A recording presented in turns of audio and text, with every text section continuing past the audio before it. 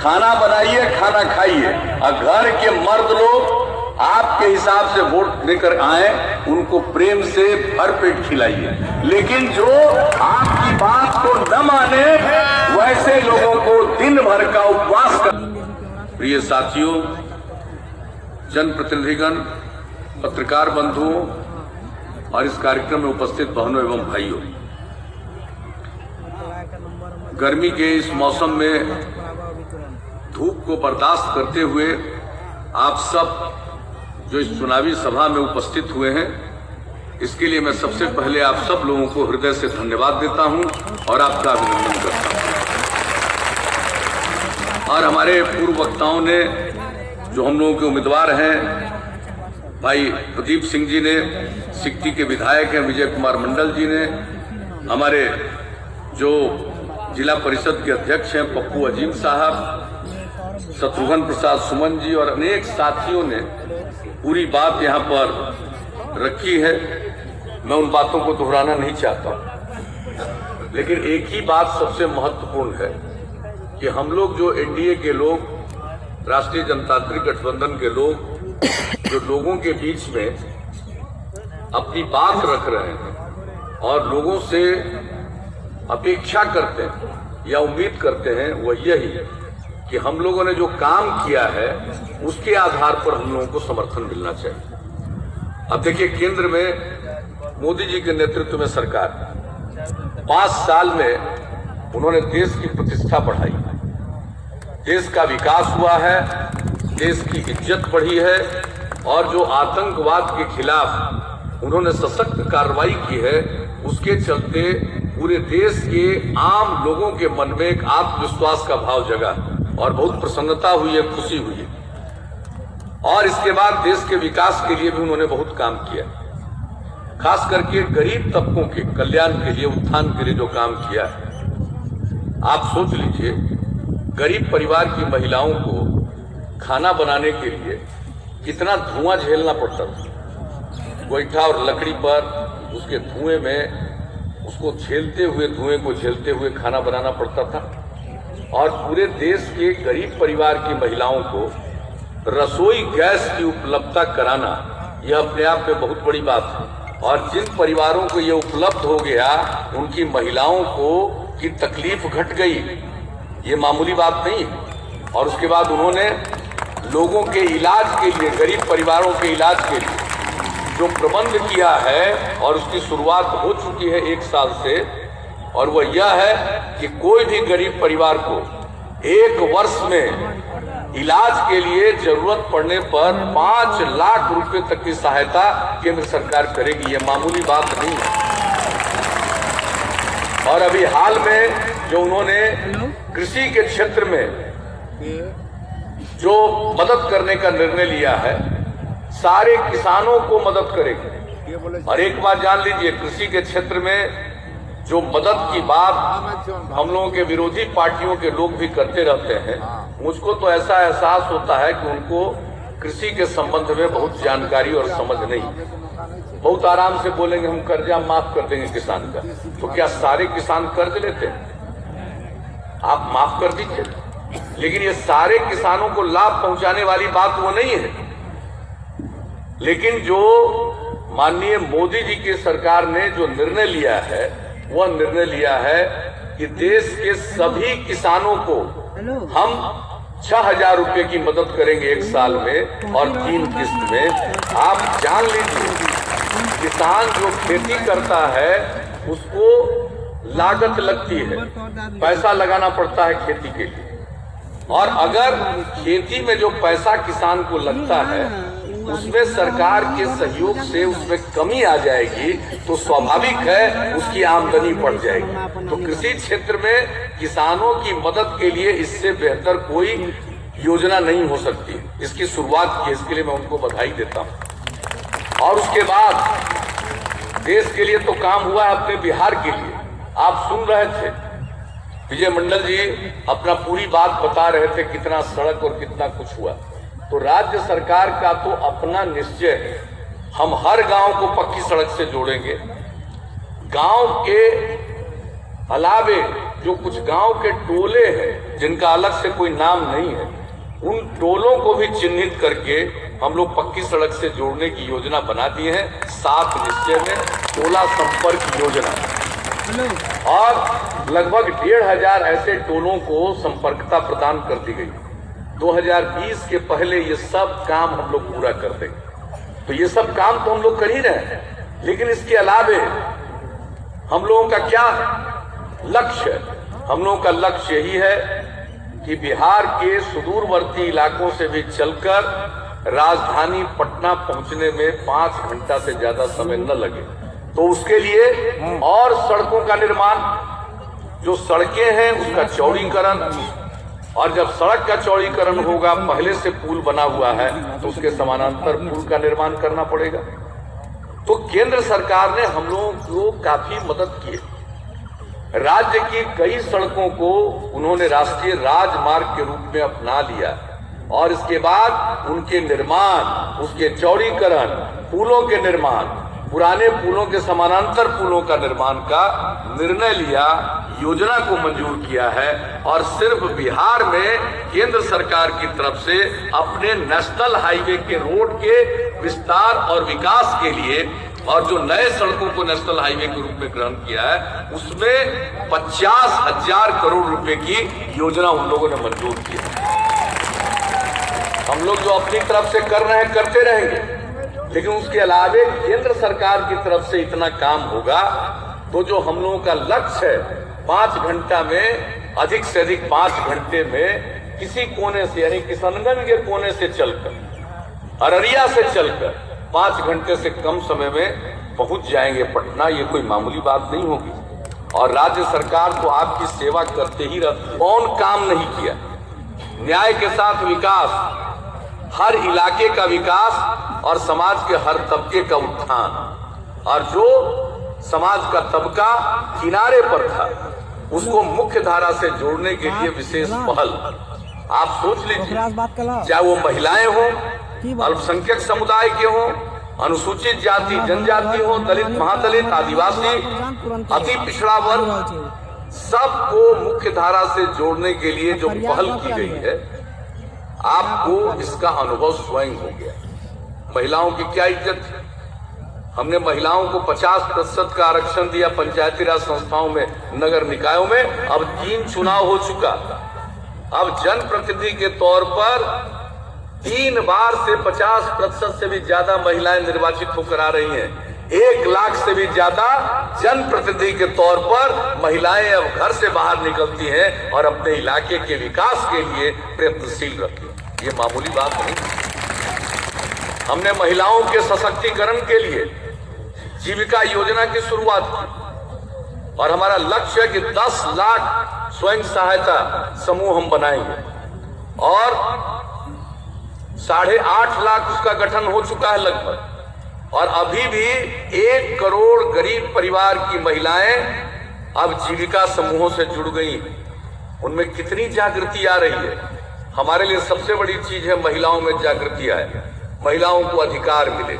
और एक बात जान लीजिए, समाज आगे तभी बढ़ेगा जब पुरुष और स्त्री दोनों मिलकर समाज के विकास के लिए काम करेंगे। सिर्फ मर्द काम करेगा, उससे एक सीमा के आगे नहीं बढ़ सकता।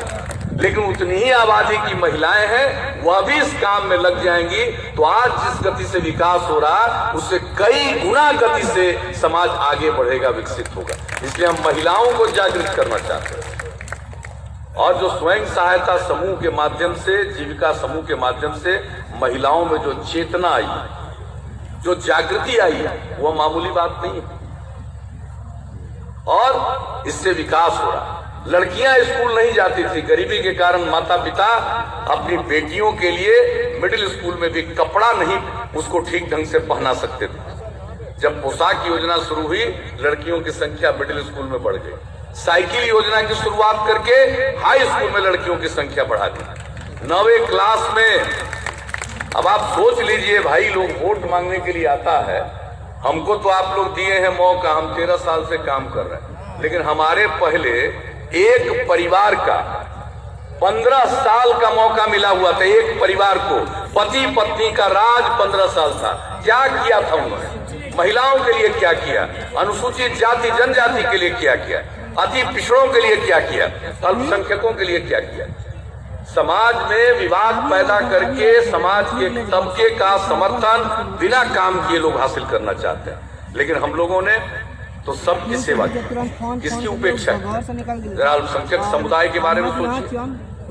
जब ये पति पत्नी का राज था तो मदरसा के शिक्षक लोग पटना गए थे जुलूस लेकर कि उनको सरकार की मदद बढ़े, लेकिन मदद तो नहीं बढ़ा, लेकिन अच्छी खासी पिटाई जरूर हो गई थी। लेकिन जब हम लोगों को मौका मिला तो आते ही हमने मदरसा शिक्षकों की सहायता बढ़ा दी। और अब मदरसा शिक्षकों को हम उतनी ही सहायता देते हैं जो वेतनमान हमारे सरकारी शिक्षकों का है। तो हम लोग तो काम करते हैं, सबके लिए काम करते हैं। जरा सोच लीजिए, 15 साल मौका मिला, कोई काम किया या नहीं किया, इन सब बातों को गौर करना चाहिए। अति पिछड़े वर्ग को कौन पूछता था? कौन पूछता था? कितना मुखिया बनते थे, कितना प्रमुख बनते थे। और जब हम लोगों को काम करने का मौका मिला, नवंबर 2005 में 3 महीने के बाद पंचायत का चुनाव होना था, हम लोगों ने कानून बनाया और अति पिछड़े को 20% का आरक्षण, अनुसूचित जाति जनजाति को क्रमशः 16 और 1% का आरक्षण, महिलाओं को 50% का आरक्षण। आज देख लीजिए क्या वातावरण बदला। पहले अति पिछड़े वर्ग के लोगों को तो काम के लिए दूसरों के दरवाजे पर जाना पड़ता था। आज उनकी संख्या जनप्रतिनिधियों के तौर पर इतनी हो गई है कि उनकी इज्जत बढ़ी है, उनका मान और शान बढ़ा है। अब लोग भी उनके दरवाजे पर जा रहे हैं। तो हम तो समाज के हर तबके के उत्थान के लिए काम किए। और ऐसा नहीं है कि हमने सवर्ण समाज की उपेक्षा की। सवर्ण आयोग बनाकर उसकी अनुशंसा के आधार पर जो हम छात्र छात्राओं को छात्रवृत्ति देते थे, उसी आधार पर, जिस आधार पर पिछड़े वर्ग के छात्र छात्राओं को छात्रवृत्ति देते थे, सवर्ण समाज के बच्चों के लिए भी छात्रवृत्ति का हमने वही प्रबंध किया। तो हम लोग तो सबके लिए काम किए और हर तबके के लोग अब आगे बढ़ रहे हैं और विकेंद्रित तरीके से हम विकास कर रहे हैं। और विकेंद्रित तरीके से विकास के कारण लोगों की आमदनी बढ़ रही है और बिहार का विकास दर बढ़ रहा है। ये पति पत्नी के सरकार में सबसे बाद में, अंत में जाते जाते साल भर का बजट 24,000 करोड़ रुपए से भी कम का था 2004-05 में। और आप लोगों ने, अब हम लोगों को मौका दिया तो आपका भी 1 साल का बजट 2 लाख करोड़ रुपए से ज्यादा का है। और पहले तो कोई विकास था ही नहीं और अब बिहार का विकास दर बढ़ गया है, किसी भी दूसरे राज्य के विकास दर से ज्यादा है। राष्ट्रीय औसत विकास दर का है 7% और अब बिहार का विकास दर है 11.3%। तो हम लोग तो पूरी खिदमत कर रहे हैं आपकी। एक एक काम अब 7 निश्चय में सोच लीजिए। अब तो कोई उच्च शिक्षा पढ़ेगा तो उसके लिए स्टूडेंट क्रेडिट कार्ड से 4 लाख रुपए तक की मदद हम लोग दे रहे हैं। हजारों छात्र छात्राएं इसका लाभ उठा रहे हैं। हर जिले में अब इंजीनियरिंग कॉलेज, हर जिले में पॉलिटेक्निक संस्थान, हर जिले में महिला ITI, हर जिले में हम लोग GNM संस्थान, हर जिले में पैरामेडिकल संस्थान, इसकी स्थापना करा रहे हैं। हर सब डिवीजन में ITI और हर सब डिवीजन में ANM स्कूल और नए मेडिकल कॉलेज का निर्माण और हर मेडिकल कॉलेज में नर्सिंग कॉलेज। ऐसा इसलिए किया है कि हमारे छात्र छात्राओं को पढ़ने के लिए बाहर जाना पड़ता था। अब उनको जिले में इतना इंतजाम हो जाए कि कोई मजबूरी में बाहर नहीं जाए, इच्छा से कोई बाहर जाना चाहता है तो जाए। एक एक काम हम लोग कर रहे हैं, किसी काम को छोड़ा। और अब आप जान लीजिए, महिलाओं को तो पूरे सरकारी सेवा में 35% का आरक्षण, पुलिस सेवा में 35% का आरक्षण। कहां महिला दिखती थी पुलिस में, अब पुलिस बल में आपको महिलाएं दिखेंगी और पुलिस बल में महिलाओं का प्रतिशत बिहार में जितना हो गया है देश के किसी राज्य में नहीं है।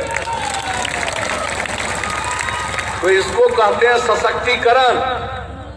और हर प्रकार से हम लोग सहायता कर रहे हैं, मदद कर रहे हैं, कोई काम नहीं छोड़ते।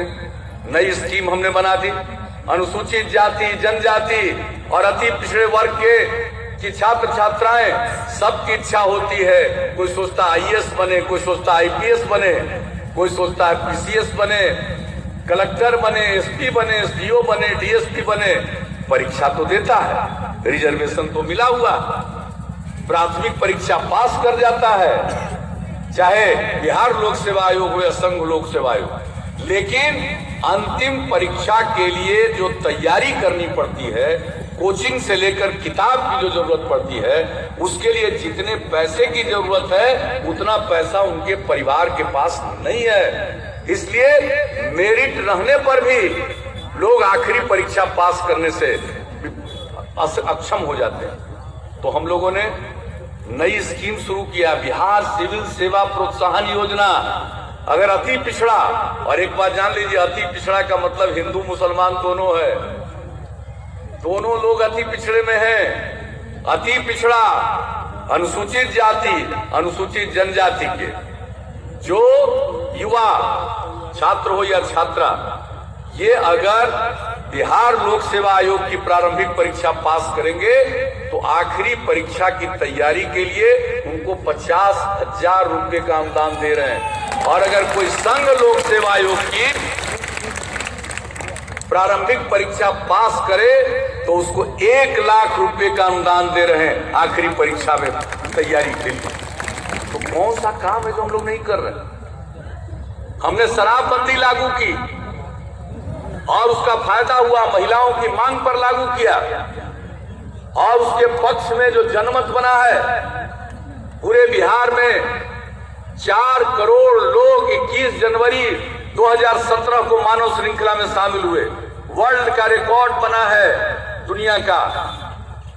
और उसमें जो मेरे बगल में खड़े थे, अभी तो अंदर हैं, लेकिन उनका पार्टी का लोग अब शराबबंदी और उनके सहयोगी दल के लोग क्या नहीं बोल रहे हैं इन दिनों। शराबबंदी का कितना लाभ हुआ, खास करके गरीब परिवार में। कुछ लोगों का तो दिमाग अलग किस्म का होता है, गड़बड़ करने की इच्छा होती है, आदत होती है, वो गड़बड़ करे, उसको समझाइए या पकड़वाइए। लेकिन शराबबंदी का जो लाभ हुआ, महिलाओं को कष्ट था, बच्चों को कष्ट था। और जब शराबबंदी महिलाओं की मांग पर लागू हुई तो हमने घूम घूम कर पूछा, अपना अनुभव बताइए। एक महिला ने कहा, मेरे पति शराब पीते थे, शाम में घर लौट कर आते थे, झगड़ा करते थे और देखने में क्रूर लगते थे। अब शराबबंदी लागू हो गया, अब शाम में घर लौट कर आते हैं, बाजार से तरकारी खरीद करके लाते हैं, अब हंसते हैं, मुस्कुराते हैं और देखने में अच्छे लगते हैं।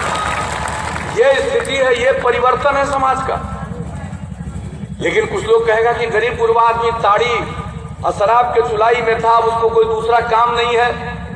हमने नई स्कीम बना दी, सतत जीविकोपार्जन योजना, और जीविका समूह के माध्यम से वैसे परिवारों को चिन्हित करके वैकल्पिक काम के लिए न सिर्फ प्रेरित कर रहे हैं बल्कि उनको पैसे से मदद कर रहे हैं। दूसरा काम करो, उसकी ट्रेनिंग, और 60,000 रुपया से लेकर के 1 लाख रुपए तक की सहायता, यह सब भी हम लोग कर रहे हैं। और अगर वैकल्पिक काम करेगा तो वैकल्पिक काम करने में 7 महीने तक 1,000 रुपए की सहायता भी हम लोग दे रहे हैं। तो कौन सा काम हम लोग नहीं कर रहे हैं? एक एक चीज, वृद्धावस्था पेंशन, पहले बीपीएल से नीचे जिनका नाम है उन्हीं को गांव के लोग बोलने लगते थे कि हमको नहीं मिलता है। हमने नई स्कीम मुख्यमंत्री वृद्धजन पेंशन योजना लागू कर दी है। अब 60 साल की उम्र वाले किसी भी पुरुष या स्त्री को अब पेंशन योजना का लाभ मिलेगा। सबका नाम दर्ज किया जा रहा है, खाता वगैरह खुलवा करके पैसा मिलना शुरू हो जाएगा। तो हम लोग तो एक एक काम करते हैं, कोई चीज तो छोड़ते नहीं, हर प्रकार से हम लोगों की सहायता करते हैं। और 7 निश्चय के अंतर्गत हर घर नल का जल पहुंचा देंगे 20 तक। गांव में पक्की गली और नाली का निर्माण हो जाएगा। हर घर में शौचालय, इस साल बापू जयंती के अवसर तक 2 अक्टूबर तक वो काम पूरा हो जाएगा। और बिजली की क्या स्थिति थी पति पत्नी राज में, अंधेरे में रहना पड़ता था, ललटेन और ढिबरी का सहारा लेना पड़ता था। अब हमारा निश्चय था हर घर बिजली का कनेक्शन, अब पहुंचा दिया, अब बल्ब जलता है, लालटेन की जरूरत बिहार से खत्म हो गई। ऐसा बिहार हम लोगों ने बना दिया। अब आप लोगों को सोचना, हम लोग तो समाज में प्रेम और सद्भावना का भाव रखते हैं और चाहते हैं रहे, दूसरे लोग झगड़ा कराना चाहते हैं। हमारे लिए आपकी सेवा ही हमारा धर्म है और बहुत लोगों के लिए सेवा से कोई मतलब नहीं है, मेवा से मतलब है, यानी सत्ता में बैठे माल कमाए। और बापू ने कहा था 7 सामाजिक पाप, और उसमें एक पाप यह था कि काम के बिना धन, अगर मेहनत करो, काम करो तब धन कमाओ, बिना काम के अगर धन कमाते हो यानी सत्ता में बैठ करके माल बनाते हो तो ये पाप है, ये सामाजिक पाप। अब आप लोगों को देखना, सेवा वाले को चाहते हैं कि मेवा वाले को चाहते हैं, अभी आपको सोचना। हमारा काम है, हम तो आपकी सेवा करते हैं और सेवा करते रहे। तो आपके बीच में हम लोग आए हैं, फिर से केंद्र में मोदी जी के नेतृत्व में सरकार बने, देश आगे बढ़े और बिहार जैसे राज्य को प्रगति के रास्ते पर आगे बढ़ने में और सहायता मिले और मदद मिले, बिहार आगे बढ़े। इसलिए हम आपके बीच में आए कि हम लोगों के उम्मीदवार, इनका कमल छाप है, लेकिन ये कमल छाप आज सिर्फ भाजपा का नहीं है, चाहे लोजपा हो या जदयू, सबका समर्थन है और एकजुट होकर के हम लोग बिहार में चुनाव लड़ रहे हैं। हमारे पैरेलल जो हम लोगों के लड़ने वाले, उनका तो आपस में भी झगड़ा चलते रहता है रोज। वो लोग क्या मुकाबला करेंगे, क्या सामना करेंगे?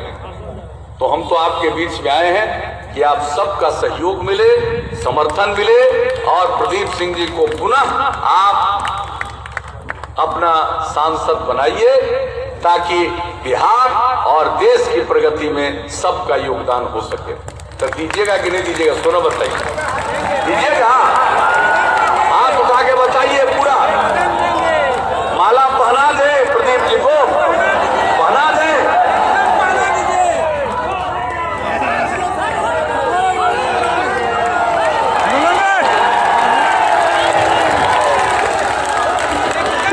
माननीय मुख्यमंत्री नीतीश कुमार जिंदाबाद, माननीय मुख्यमंत्री नीतीश कुमार जिंदाबाद, प्रदीप कुमार सिंह जिंदाबाद, प्रदीप कुमार सिंह जिंदाबाद। आपको बहुत बहुत धन्यवाद। और यहाँ पर हमारी बहनें भी अच्छी खासी संख्या में मौजूद हैं। हम आपके लिए, आपके सशक्तिकरण के लिए, आपको बराबरी का अधिकार मिले, इसके लिए हम अनवरत लगे रहते हैं। तो मेरा एक आग्रह, भाई 23 तारीख को वोट पड़ेगा, 23 तारीख को सवेरे तैयार होकर के आप पहले वोट डाल दीजिए, डालिए। ऐसा ना हो कि तैयार होकर के खाना बनाने लगिए, खाना मत बनाइएगा, पहले जाकर वोट डालिएगा तब आकर घर में खाना बनाइएगा। पहले मतदान तब जलपान। आप वोट दे करके आइए, खाना बनाइए, खाना खाइए। और एक अनुरोध और है, खाना बनाइए, खाना खाइए और घर के मर्द लोग आपके हिसाब से वोट देकर आए, उनको प्रेम से भरपेट खिलाइए। लेकिन जो आपकी बात को न माने वैसे लोगों को दिन भर का उपवास करा दीजिएगा, यही हमारा अनुरोध है अपनी कौम। तो इन्हीं शब्दों के साथ आप सबको बहुत बहुत धन्यवाद।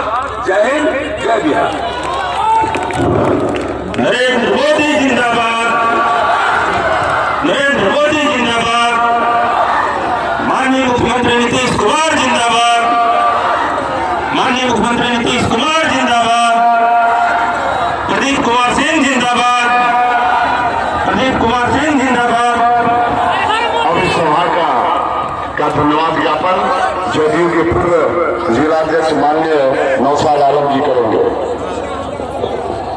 यहाँ पर सभी भाइयों को आने के लिए एनडीए परिवार की ओर से आप लोगों को धन्यवाद और सभा की कार्रवाई समाप्त की जाती है। जय हिंद।